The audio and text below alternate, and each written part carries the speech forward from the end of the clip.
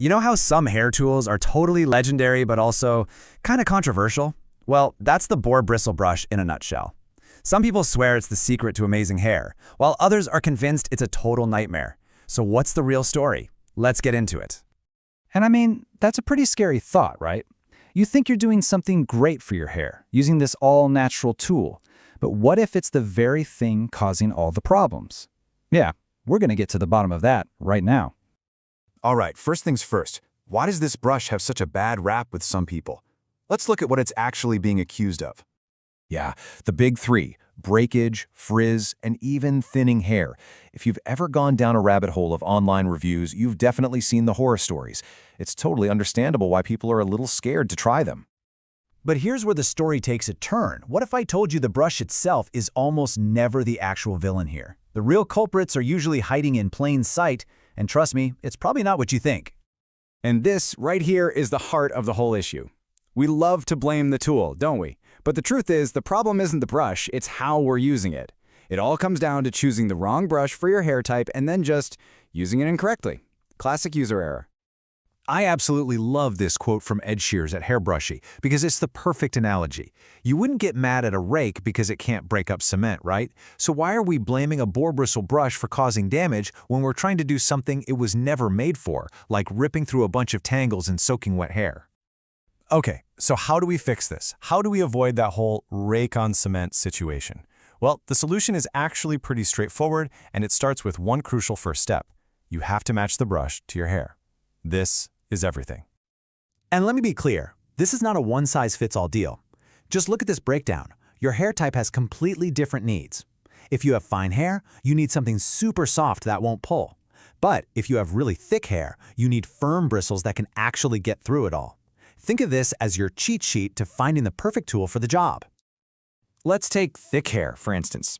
If you've got a ton of it, a brush with really soft, wimpy bristles just isn't going to cut it. It's not even going to get close to your scalp. You need those firm, sturdy bristles that can actually work their way through all those layers to smooth your hair and distribute your natural oils.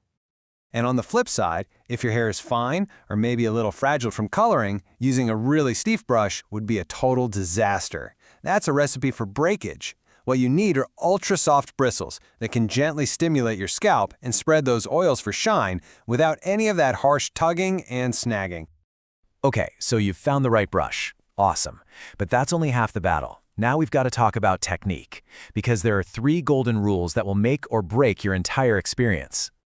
Listen up, because these 3 are non-negotiables. Seriously. Number 1, only use this brush on dry hair. Your hair is at its weakest when it's wet, so this is a huge no-no. 2, this is not a detangling brush. Never, ever. Get the big knots out first with a wide tooth comb. And 3, clean your brush. A dirty brush just moves old oil and gunk back into your hair. A quick clean once a week is all it takes to get the real benefits. So what happens when you finally put it all together? The right brush for your hair type, plus the right technique? Well, the whole narrative just flips. All that fear of damage goes away, and you finally get to unlock all the amazing benefits this brush was designed to give you in the first place. And this is the payoff. This is where the magic really happens. A boar bristle brush, when you use it the right way, basically becomes your hair's built-in conditioning system. The bristles are able to grab the natural oils from your scalp, that sebum, and pull it all the way down to the ends of your hair. This literally coats each strand, which gives you that incredible shine, smooths everything down to fight frizz, and protects your hair. It's often way gentler than synthetic brushes, and honestly, it's a benefit you just can't get from any other tool. This is what it's for. So we end up right back where we started, with that one big question. The power isn't in the brush itself, it's in your hands. It's about how you choose it and how you use it. So now that you know the secret, take a good look at your own routine. Is your brush truly your hair's best friend, or has it secretly been its worst enemy this whole time? The answer might just change everything.